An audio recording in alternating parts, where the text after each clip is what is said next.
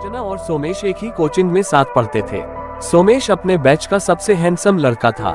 लड़कियां तो जैसे उसके लिए पागल थी, लेकिन अंजना ने कभी इस ओर ध्यान नहीं दिया। वो बहुत ही शांत और सुलझी हुई लड़की थी। अंजना पढ़ाई में भी काफी अच्छी थी, वो बस अपने काम से काम रखा करती। कोचिंग में क्लास के दौरान अचानक एक दिन अंजना की नजर सोमेश पर पड़ गई।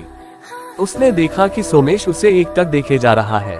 ये देख अंजना को थोड़ा अजीब भी लगा और वो शॉक भी हो गई। उस दिन के बाद अंजना की नजर जब भी सोमेश पर पड़ती, वो देखती कि सोमेश बस उसे ही देख रहा है। पहले तो अंजना को ये सब थोड़ा अजीब लगा, लेकिन कुछ दिन बाद अंजना भी सोमेश के इशारों का जवाब देने लगी। उसे भी सोमेश अच्छा लगने लगा। अब अंजना ने भी थोड़ा सजना संवरना शुरू कर दिया था। एक दिन अंजना कोचिंग से घर जा रही थी, तभी अचानक सोमेश ने अंजना के सामने बाइक रोकी और कहा कि आओ मैं तुम्हें घर छोड़ देता हूँ। अंजना सोमेश को मना नहीं कर पाए और उसकी बाइक में बैठ गई। थोड़े ही दूर जाने पर सोमेश ने अंजना से कहा, मुझे तुमसे कुछ कहना था। अंजना थोड़ा शर्माते हुए, बोलो क्या कहना है। सोमेश, ऐसे नहीं, चलो किसी रेस्टोरेंट में बैठते हैं। अंजना के हाँ कहने पर सोमेश उसे लेकर एक रेस्टोरेंट चला गया।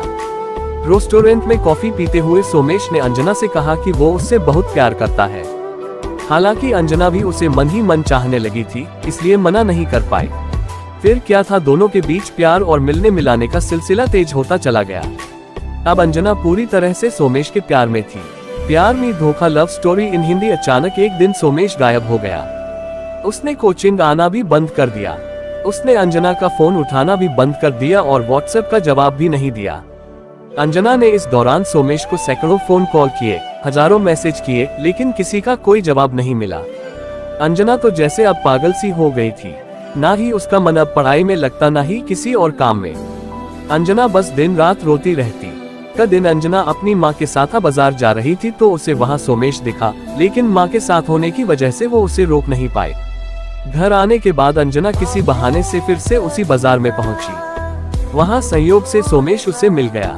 तभी सोमेश अंजना को लेकर उसे अपने दोस्त के खाली घर लेकर गया और उसे अपनी कोई मजबूरी बताकर उससे माफी मांगने लगा। अंजना ने भी उसकी बातों पर यकीन कर लिया, लेकिन कुछ ही दिनों बाद सोमेश फिर से गायब हो गया। अंजना ने इस बार सोमेश के बारे में बाहर जाकर भी बहुत पता लगाया। तभी अंजना को मालूम पड़ा कि सोमेश किसी अपराधी गिरोह से जुड़ा हुआ है और उसकी ही तरह सोमेश ने कई और लड़कियों से भी संबंध रखे थे। ये जान अंजना पूरी तरह से टूट चुकी थी। अंजना को ये भी पता चला कि सोमेश लड़कियों को अपने प्यार में फंसाकर उनकी अश्लील वीडियो पोर्न वेबसाइट पर अपलोड करके पैसे कमाता है और साथ ही उन लड़कियों को ब्लैकमेल भी करता है। ये सब जानकर अंजना सतर्क हो गई और सोमेश से दूरी बना ली। किस्मत से अंजना सोमेश के जाल में नहीं फंसी।